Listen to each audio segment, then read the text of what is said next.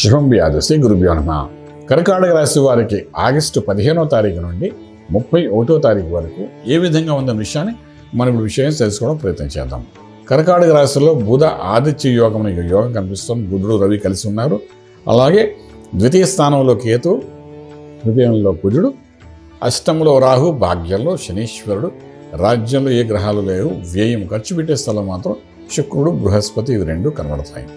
So ఇక్కడ ఆలోచనలు విశేషంగా కనబడతాయి. కొత్త వ్యాపారాలు, కొత్త వెంచర్లు, కొత్త ఉద్యోగ ప్రయత్నాలు చేయాలని రకరకాలుగా బ్రెయిన్ ఈ బుధుడు రవి కలిసి ఉన్నారు కాబట్టి ఏదో రకంగా డబ్బు సంపాదించాలి, పెంచుకోవాలనే ఆలోచనతో కొత్త ఉద్యోగ ప్రయత్నాలు కూడా మీరు చేస్తారు.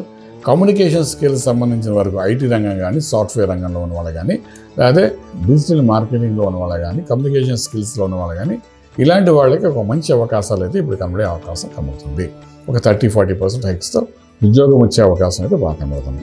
అలాగే వ్యాపారస్తులు ఎవరైతే ఉన్నారో, వ్యాపారం కొత్త పెట్టుబడులు పెట్టాలనుకునే వాళ్ళకి ఇప్పుడు పెట్టవచ్చు, ఏమాత్రం భయపడక్కర్లేదు. ఇది మంచి ఫలితాన్ని ఇచ్చే అవకాశం అయితే బాగానే కనబడుతుంది. ఇంపోర్ట్ ఎక్స్పోర్ట్ వ్యాపారాలు చాలా అనుకూలంగానే కనబడుతున్నాయి.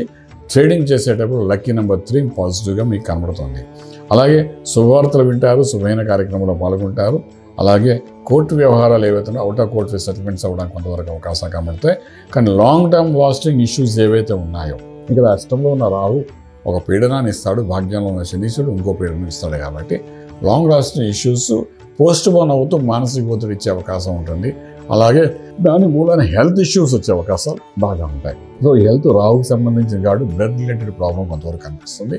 అలాగే అశ్రమ భావం అంటే మోకాల కింద భాగం కాబట్టి నరంలో జరుగుతున్న బ్లడ్ సర్క్యులేషన్ సరిగ్గా లేక న్యూరో సిస్టమ్ మీద అటాక్ చేసే అవకాశం ఉంటుంది. కాబట్టి అది వయసు మిరిచిన వాళ్ళు అంటే సుమారుగా 45 నుండి 65 మధ్యలో ఉన్న వాళ్ళకి ఇటువంటి సమస్య వచ్చే అవకాశం ఉంటుంది. 15 రోజులు దాన్ని ఐడెంటిటీ చేసే అవకాశం ఉంటుంది. కాబట్టి దాని తగ్గట్టుగా మెడిసిన్స్ తీసుకుంటూ ముందుకు వెళ్ళడానికి ప్రయత్నం చేయండి.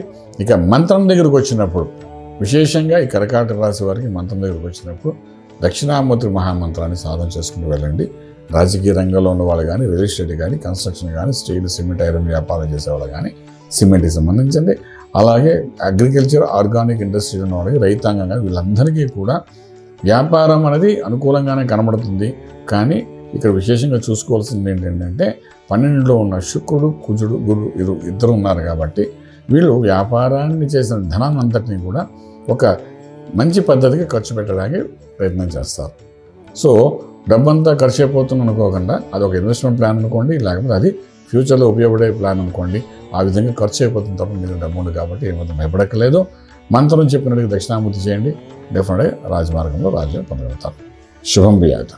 పూర్తి వివరాలకు సంప్రదించండి శ్రీ వేదమాత గాయత్రి జ్యోతిష్యాలయం, Brahmasri మంతా Suryanarayana Sharma garu, Srinilayam, first floor, 101, Sai Vaibhav layout, Chitrapuri colony పక్కన, కాజాగూడ, హైదరాబాద్ 500008.